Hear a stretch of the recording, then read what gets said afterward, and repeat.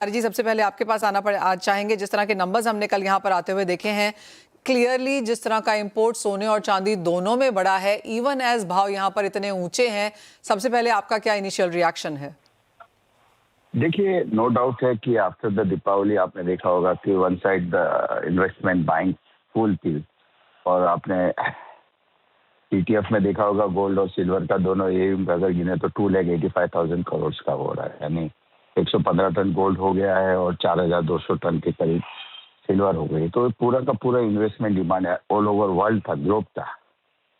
तो उससे physical demand no doubt है, ज्वेलरी में थोड़ा डिमांड कम रहा। ज्वेलरी मतलब गोल्ड बिका तो अल्टीमेटली आफ्टर द ज्वेलरी बनेगी। उसके बाद जो इन्वेस्टमेंट डिमांड का एक ट्रेंड चल रहा था, जैसे सेंट्रल बैंक्स की बाइंग भी थी, उसके बाद में जियो पोलिटिकल टेंशन के लेके लोगों की फिर डॉलराइजेशन, हमारा डॉलर डिवैल्यू हो रहा था, 9150 के आसपास हो गया। तो लोगों का झुकाव पूरे के पूरे गोल्ड की तरफ था, क्योंकि जब डॉलर डिवैल्यू होता है तो गोल्ड प्राइस के ऊपर भी इफेक्ट करता है, ड्यूल इफेक्ट करता है। तो लोगों का एक चेंज हो गया था परसेप्शन की गोल्ड और सिल्वर पोर्टफोलियो में होना चाहिए जी। और इस हिसाब से आपने देखा होगा द नंबर जनवरी में बहुत बढ़ के आ गए थे। आपको लगता है इस तरह के इंपोर्ट्स आगे कैरी ऑन हो पाएंगे? क्योंकि जिस तरह से ईटीएफ वाले बता रहे हैं कि बढ़त यहाँ पर जारी रहेगी। अब तक फरवरी के जो नंबर्स निकल के आए हैं, नेट इनफ्लोज ही देखने को मिले हैं। कुछ एक फंड्स ने तो हमें ये भी बताया है कि सुनामी ऑफ इनफ्लोज यहाँ पर एज ऑफ नाउ फरवरी में भी बनता हुआ दिख रहा है।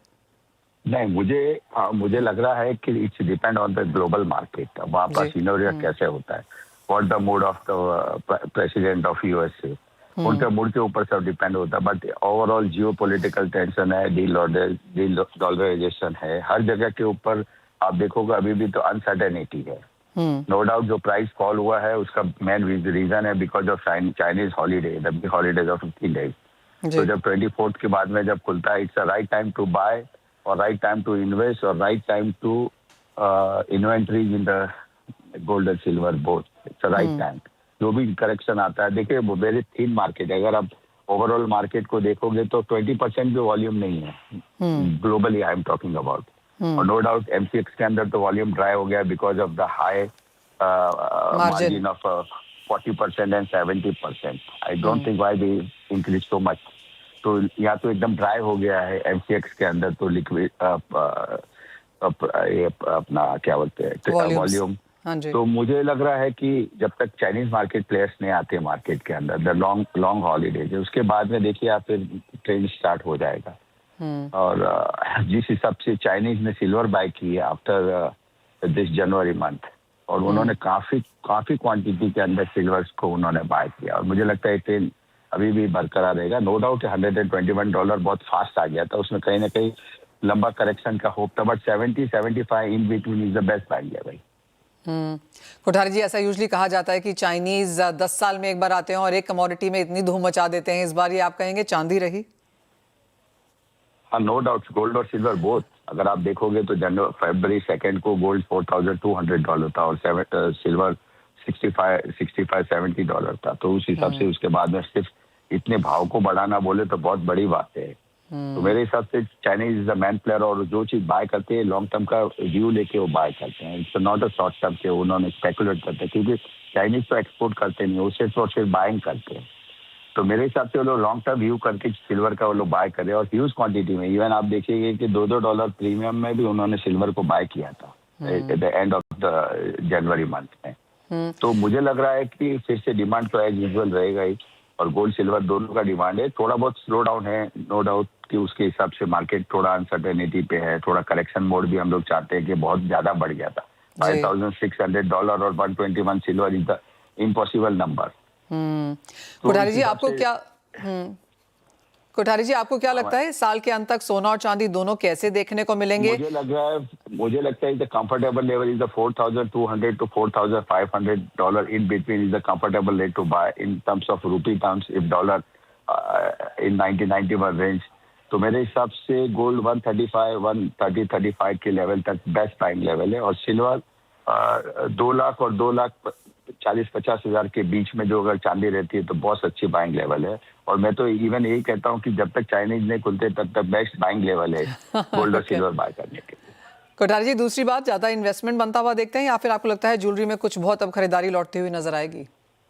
देखिए ज्वेलरी का the sense of the making charges, अभी देखिए जैसे जैसे प्राइस बढ़ती है तो वेस्टेज भी बढ़ जाता है, मेकिंग चार्जेस भी बढ़ जाते हैं। एंड पीपल आर स्मार्ट, उनको पता है कि जब जरूरत और फिर डिजाइन चेंजेस हो जाती है।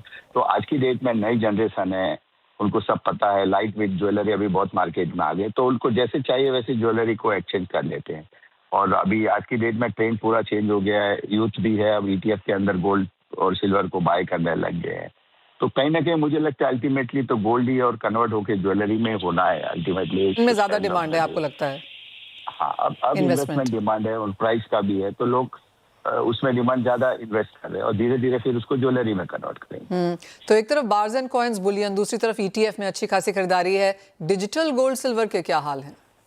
देखिए डिजिटल गोल्ड नो डाउट अभी रेगुलेटरी भी बना रहे हैं हम लोग सब, जितने भी डिजिटल गोल्ड वाले। बट ओवरऑल आप देखोगे जितने भी डिजिटल गोल्ड के प्लेटफॉर्म्स है, उसके बैकएंड में सिर्फ 3 प्लेयर्स ही है जो उसको होल्ड करते हैं। और इससे 100% backed by gold and on deposit on the vault. जितने भी गोल्ड जो भी डिजिटल गोल्ड के होते हैं वो सब वॉल्ट के अंदर डिपॉजिट होते हैं।